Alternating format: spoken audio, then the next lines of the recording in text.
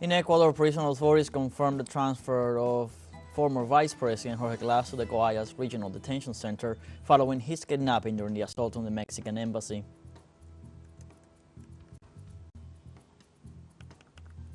In Russia, the bursting of a dam in the old city of Orsk left over 11,000 people affected by the resulting floods.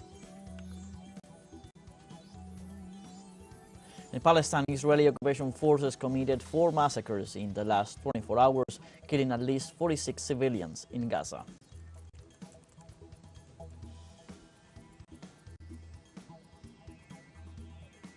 Hello, welcome to From the South. I'm Luis Alberto Matos from the TeleSUR studios in Havana, Cuba. We begin with the news. Former Vice President of Ecuador, Jorge Glas, was transferred to the Guayas Regional Detention Center in the city of Guayaquil. Social movements denounced the Ecuadorian government for violating human and diplomatic rights following the raid on the Mexican embassy, which led to the kidnapping of the former vice president. Likewise, heads of states and international institutions denounced that with these actions, the government of Daniel Noboa violates international humanitarian law by violating Jorge Glas's right to political asylum. The National Service of Integral Attention to the Adults Deprived of Liberty and Adolescent Offenders confirmed the transfer of the former vice president to the Guayas Regional Detention Center.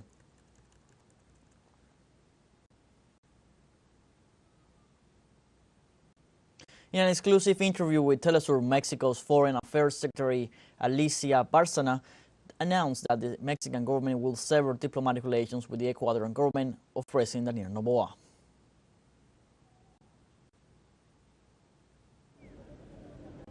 Obrador, in view of the great and serious violation of the Convention on Property and Diplomatic Relations, especially the principle of inviolability of embassy premises and the of diplomatic personnel, Mexico is announcing the immediate severance of diplomatic relations with Ecuador. Therefore, Mexican diplomatic personnel will leave Ecuador immediately. And we will go before the International Court of Justice to denounce Ecuador's responsibility for violations of international law. Likewise, the foreign minister stressed that the Ecuadorian government violated the international order by bursting into a diplomatic building.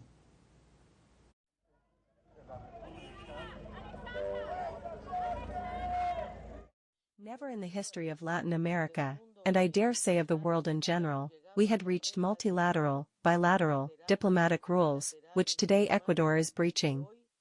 Breaking the guarantees to have an embassy, embassies in fact, and international organizations that can have a situation of inviolability in their territory. Finally, Foreign Minister Bárcena assured that not even in the worst dictatorships in the region was there a situation of such a serious nature as the one witnessed in Quito on Friday. Not even in the worst dictatorships in Latin America. Mexico has granted asylum to Chileans, Argentines, Uruguayans who asked for asylum in the worst dictatorships that occurred in our continent, and there has never been a break-in in an embassy or in an international headquarters, in a diplomatic headquarters in our region. For this reason we are highly concerned, and I believe that the international community, the whole international community will be highly concerned because today Ecuador does not offer any guarantee for any embassy, for any international organization based in Quito.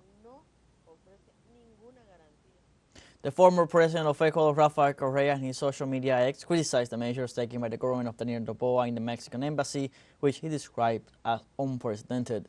Ecuador's former president, Rafael Correa, stated that what Noboa government has done is unprecedented in Latin American history, not even in the worst dictatorships as the country's embassy being violated. Correa also expressed they do not live in a state of law, but in a state of barbarism, with an improvised system that confuses the homeland with one of its banana farms. The former president held Daniel Noboa responsible for the safety and physical and psychological integrity of former Vice President Jorge Glas to Mexico, its people, and its government.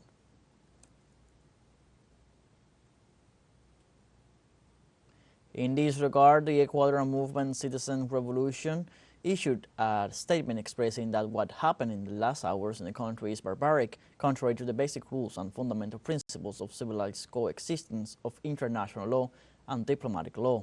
The movement held the government of Daniel Noboa responsible for the safety and physical and psychological integrity of comrade and urged the international community to echo and remain vigilant. In this regard, several international authorities have spoken out against the raid against the Mexican embassy in Ecuador. The president of Bolivia, Luis Arce, strongly rejected the raid on the Mexican embassy, stating that the state of Bolivia respects the norms that govern diplomatic relations, strongly condemns the invasion of the Ecuadorian police into the embassy, a fact that is unprecedented in history of international law.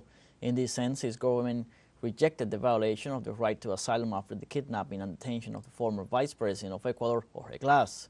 Cuban Foreign Minister Bruno Rodriguez also made a statement on the situation in which he strongly condemned the incursion of military forces of Ecuador into the embassy of Mexico in Quito, which constitutes a flagrant violation of the Vienna Convention on Diplomatic Relations, the right to asylum, and the sovereignty of Mexico. On the other hand, the Confederation of Indigenous Nationalities of Ecuador, CONAI, stated through the social media X that the government of Daniel Noboa has done is very serious. What they have done is very serious. It was declared that the violation of the Mexican embassy in Ecuador is a fascist act of extreme gravity that violates diplomatic relations and international law. They also expressed concern about how authoritarian and fascist government of Ecuador resorts to force to secure its political trophies, which constitutes a flagrant violation, not only affects bilateral relations between Mexico and Ecuador, but also sends a dangerous message to the international community.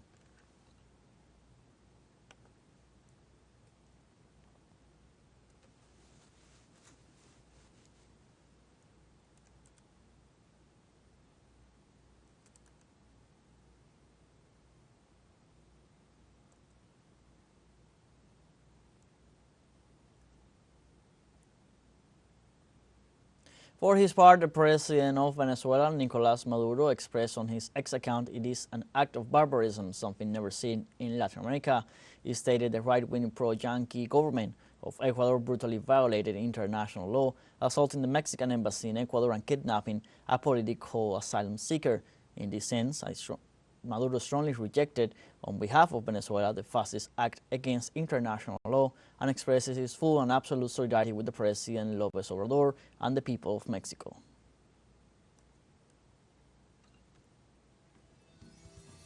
Let's take a short break, but remember you can join us on TikTok at TeleSUR English, where you will find news in different formats, news updates, and much more. Other stories coming up. Stay with us.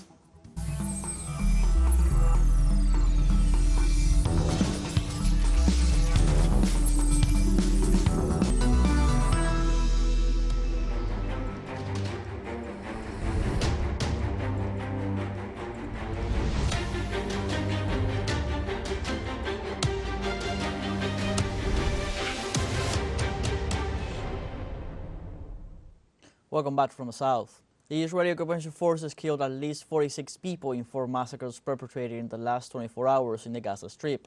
Gaza and health authorities reported the total number of Palestinians killed since October 2023 rose to 33,137, mostly children and women.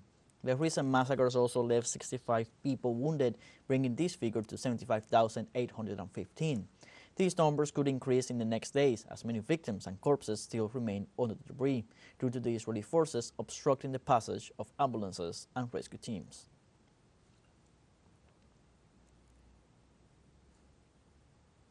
The United Nations criticized the United States' decision to sell fighter jets to Israel. The UN Special Rapporteur on Human Rights in the occupied Palestinian territory, Francesca Albanese, questioned Washington's decision and denounced that the damage caused to the infrastructure in Gaza has a cost of more than $18 billion, the approximate value of each of the F-15 planes offered to Israel.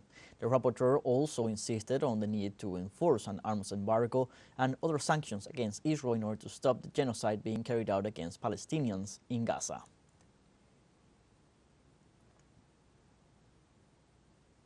The UN Human Rights Council called for an arms embargo on Israel amidst the genocide committed against the Palestinian people. In a resolution adopted Friday by 28 votes to 6 with 13 abstentions, the 47 members of the Human Rights Council supported a call to stop the sale, transfer, and funneling of arms, ammunition, and other military equipment to Israel, the occupying power, to prevent further violations of international humanitarian law and human rights violations and abuses. The measure was submitted by Pakistan on behalf of the Organization of Islamic Cooperation and was co-sponsored by Bolivia, Cuba, and the State of Palestine.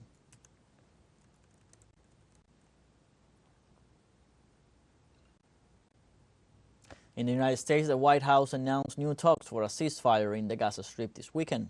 According to the U.S. administration, the talks will be held in Cairo in exchange for hostages held in Palestine on behalf of the United States. In this regard, according to statements by the government, the most recent proposal confirms a 6-week ceasefire in exchange for the release of sick, elderly, and wounded hostages from Israel. Likewise, Tel Aviv announced it would open the port of Ashdod and the Erez crossing to increase the flow of humanitarian aid to Gaza.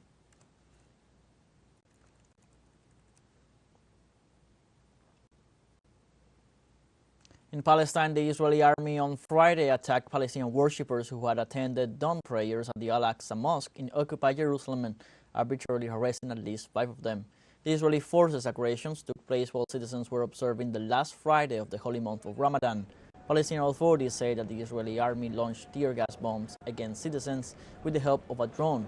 Meanwhile, thousands of worshippers at the Al-Aqsa Mosque chanted slogans condemning the Zionist aggression against the Gaza Strip.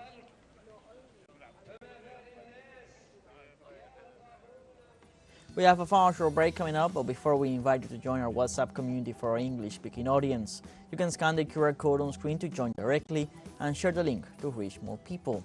Constant news coverage of Latin America and the Caribbean as well as the rest of the world. Stay connected and informed with TeleSUR. Final short break, don't go away.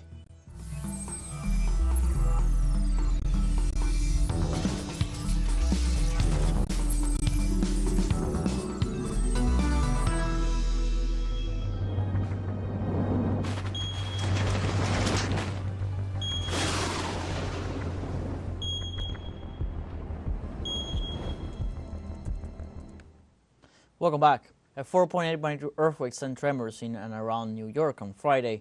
So far, no serious damage has been reported. According to the U.S. Geological Survey, the quake hit the northeast coast of the United States at 10:23 local time. Its epicenter was located 4.7 kilometers below the surface in the Reddington Township, New Jersey, about 40 miles west of New York City. New Yorkers are used to fierce weather and big storms, but they are not so used to tectonic plate movements. On February 6 last year, a 3.8 magnitude quake occurred in Buffalo, New York State, while there had been one of the current magnitude in the area for 40 years.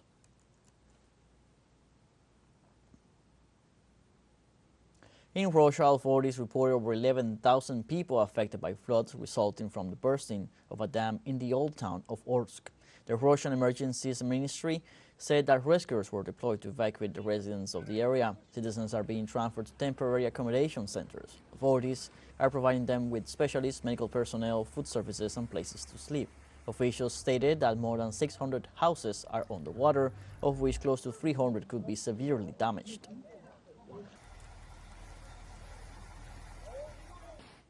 Women's rights activists in the Democratic Republic of the Congo have congratulated President Felix Tshisekedi for appointing Judith Suminwa as the first female prime minister in their country. They've hailed the move as a big step towards gender equality and are looking forward to an improvement in the country's security and social conditions. The Central African nation has never had a female prime minister since it gained independence from Belgium in 1960. Judith Suminwa is an economist who worked in the banking sector and the UN before being appointed a Minister of Planning in 2023. The new premier is tasked with forming a new government and executing the president's priorities of ending insecurity, uniting the country, and fighting poverty.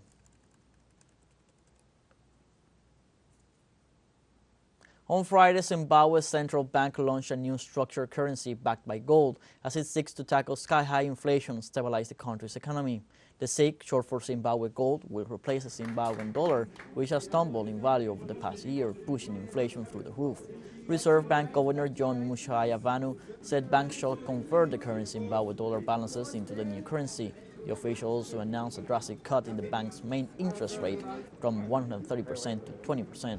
Mushaya Vanu added that the ZiG will be fully anchored and fully backed by a basket of reserves comprising foreign currency and precious metals. We have introduced a new monetary policy framework that will enable